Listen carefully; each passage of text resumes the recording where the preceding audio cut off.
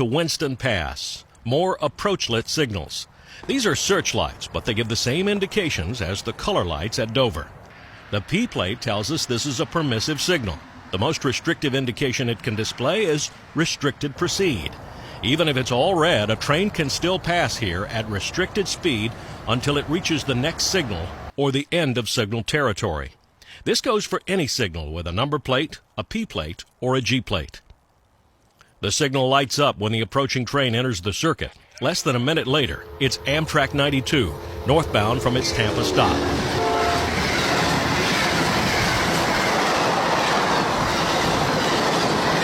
He knocks it down, and just as quickly the signal goes back to sleep.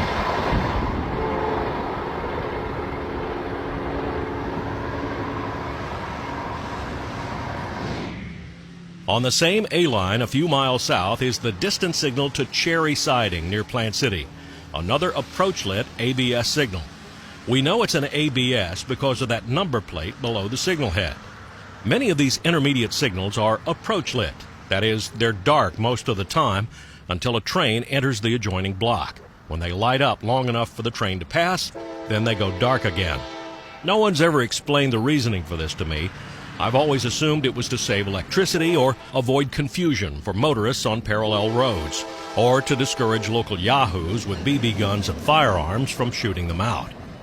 Train 0825, normally an S-line job, is for some reason taking the A-line back to Tampa's Yeoman Yard today, and he has no train with him.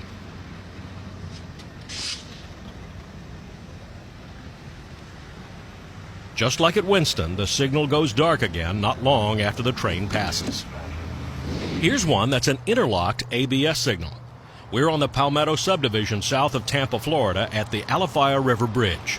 The span is an electric turnkey drawbridge, and that signal is interlocked to the bridge mechanism.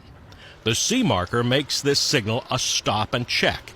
When a train approaches the signal circuit, the signal will light green if the bridge is lined and locked, or red if the bridge is open or anything is out of alignment for the train's safe crossing.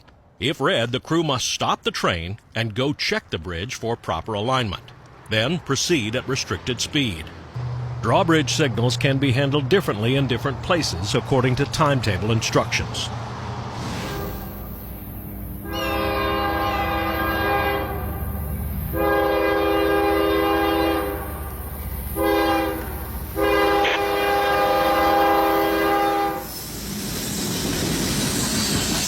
Ask any veteran railroad engineer the distance needed to stop an 8,000-foot freight train, and he or she'll tell you it ain't easy and it ain't fast.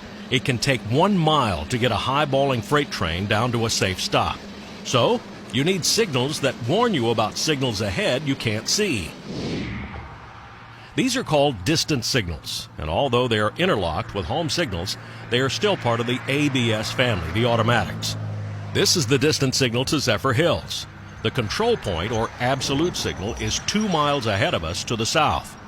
Note the P on the mast, telling us this is a permissive signal, and it's another approach lit, coming on only when a train has entered the block. The indication is a clear, telling the crew to proceed at max authorized train speed. That's a good thing because you can imagine how long it would take to get this loaded K427 ethanol train stopped if he had to hit the brakes. If the absolute signal down at Zephyr Hills was red, this distance signal would likely show a yellow approach, telling him to be ready to stop at Zephyr Hills. Going the other way, this is also the distance to Vitus, which is 2 miles to our north. Vitus is the junction of 2 major subdivisions and the bottom of a 4-mile-long super siding. Here at the distant to Lochloosa, on CSX's Florida S-line, this signal protects the signal behind us, the north end of Lochloosa siding. Should the dispatcher line a train into that siding, then this distant signal 3 miles away would likely drop to a yellow approach, letting the crew know that the next signal ahead is also an approach medium, or even a red. In our case, this signal is only protecting the next block north, and it's completely clear, so the northbound Tropicana juice train is highballing.